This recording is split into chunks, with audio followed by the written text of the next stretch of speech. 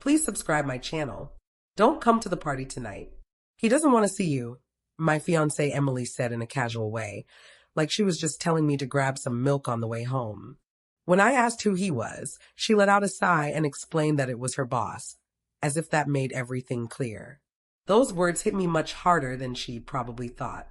I had always backed her job choices right from the start, staying up late to help, skipping weekends together, giving her constant support. But now, all of a sudden, me being there was a problem. I did not argue. I did not ask more questions. I just replied, okay.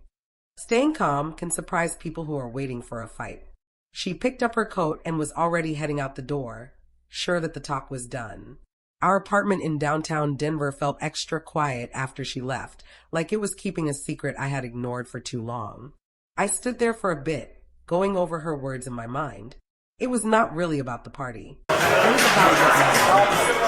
And for the first time, I stopped acting like I was being treated as a true equal in our future together. I did not walk around upset or call anybody. I went into the bedroom and sat on the bed, letting things become clear. Sometimes the truth comes quietly, not with big drama.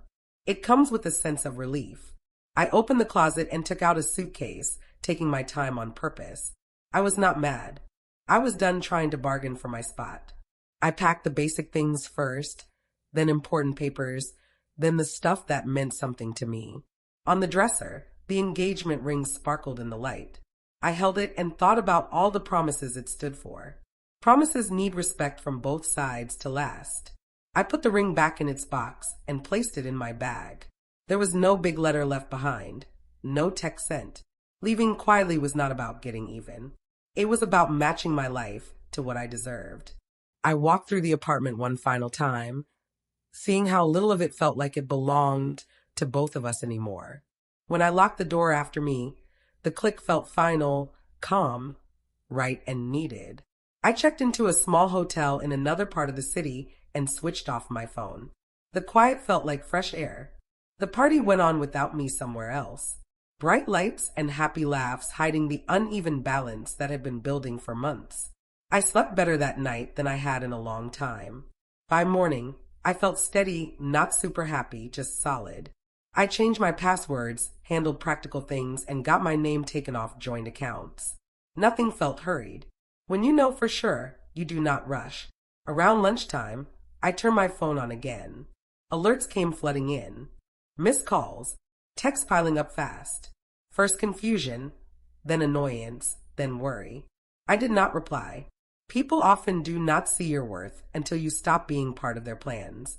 I spent the afternoon walking around new neighborhoods, giving space time to work.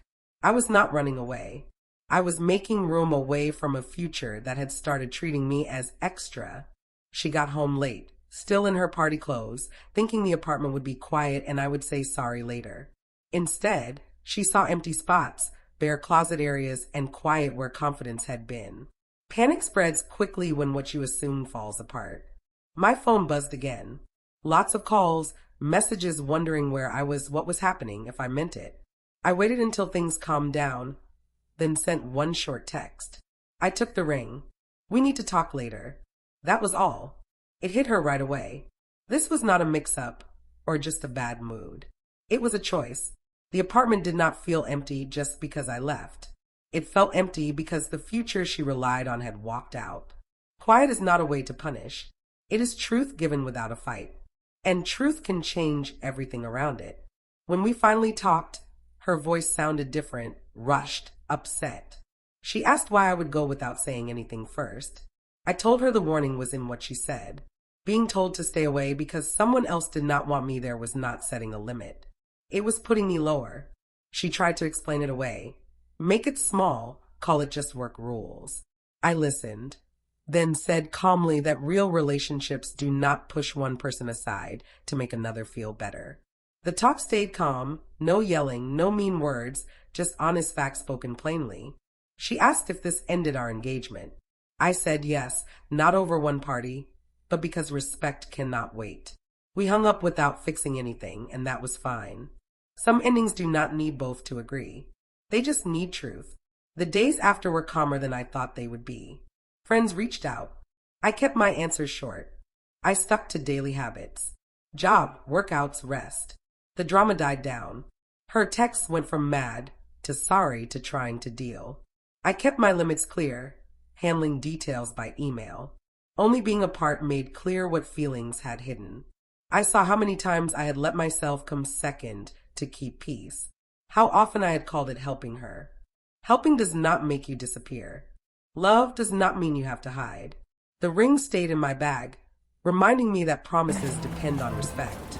I did not feel like I won. I felt in line with myself. Being in line is not thrilling. It is solid, and solid endures. Weeks passed, the apartment was not mine anymore, but my life felt more my own.